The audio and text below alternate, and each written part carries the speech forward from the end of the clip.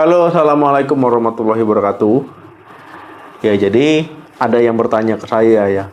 Nah, kira-kira kalau seandainya ketelan, ya sperma itu bisa bikin hamil atau tidak? Ya, jadi memang cara orang untuk berhubungan seksual, ya gayanya itu mungkin bervariasi ya.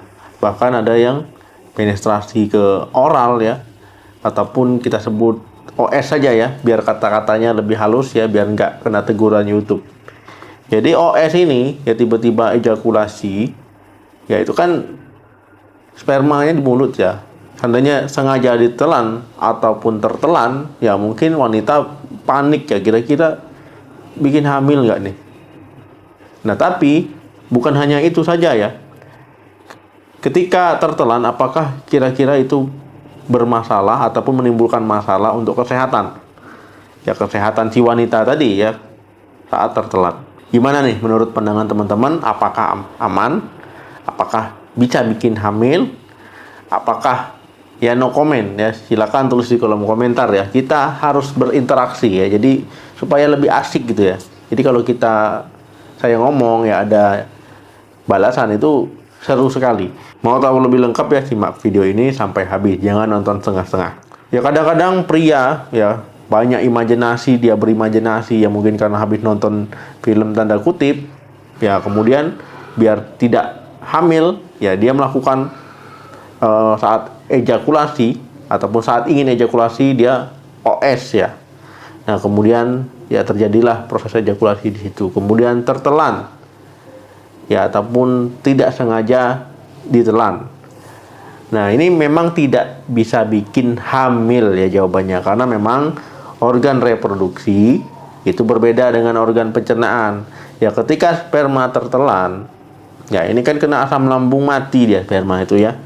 Dan juga itu jalurnya ke sistem pencernaan. Kecuali ya, ejakulasinya di jalan lahir wanita, ya itu baru bisa hamil.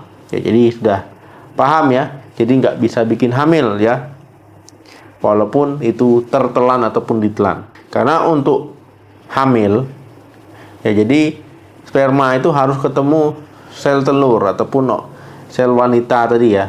Nah kemudian nanti dia terjadi pembuahan ya, barulah nanti terjadi kehamilan ya. Jadi kalau masuk ke pencernaan itu nggak bisa. Tetapi walaupun tidak bisa bikin hamil, tapi ada bahaya yang harus diketahui dan harus disebarluaskan ya, supaya informasi ini bermanfaat. Infeksi menular seksual ataupun ya penyakit menular seksual ya, artinya ini kan penyakit yang ditularkan melalui hubungan seksual ya, mau dia ke alat kelamin ya ataupun ya melalui OS tadi. Nah ini juga beresiko mengalami penyakit menular seksual. Nah, jadi ya walaupun nggak bikin hamil tapi bisa terkena juga ya, apalagi sedang sariawan, apalagi misalkan ada luka kecil ataupun mikrolesi yang nggak terasa ya. Kita kan nggak terasa kalau mikrolesi ini, kalau lukanya besar baru terasa. Apalagi misalkan ada luka-luka yang lain ya. Nah ini lebih beresiko. Yang pertama itu sifilis. Penyakit sifilis ini banyak sekali penderitanya ya, dikenal dengan raja singa. Ya jadi penyakit sifilis ini artinya penyakit yang ditularkan melalui hubungan seksual. Artinya bisa menular ya, baik melalui hubungan langsung ataupun hanya melalui OS ya. Infeksi ini disebabkan oleh bakteri Treponema pallidum ya, jadi harus diingat ya, ini sifilis. Yang kedua gonore.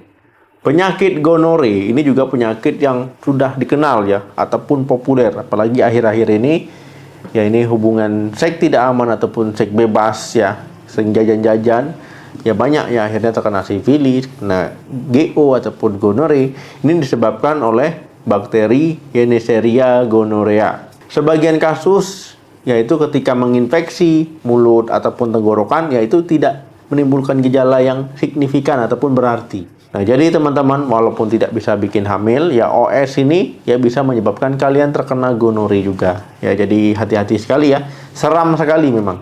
Yang ketiga herpes.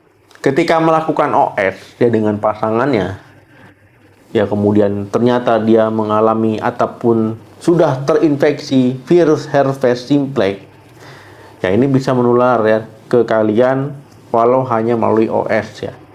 Jadi ketika tertular ya tentu akan mengalami gejala-gejala. Ada juga ya yang terkena virus herpes simplex ini ya melalui OS ini tidak menimbulkan gejala. Kalau seandainya timbul gejala apa saja nih? Nah, gejalanya bisa ya rasa perih di mulut, muncul ruam, ya kulit meleput sekitar bibir.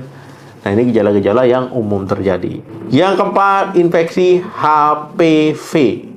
Infeksi HPV ini ataupun Human Papilloma Virus ya ini dikenal dengan penyebab kanker serviks ya pada wanita.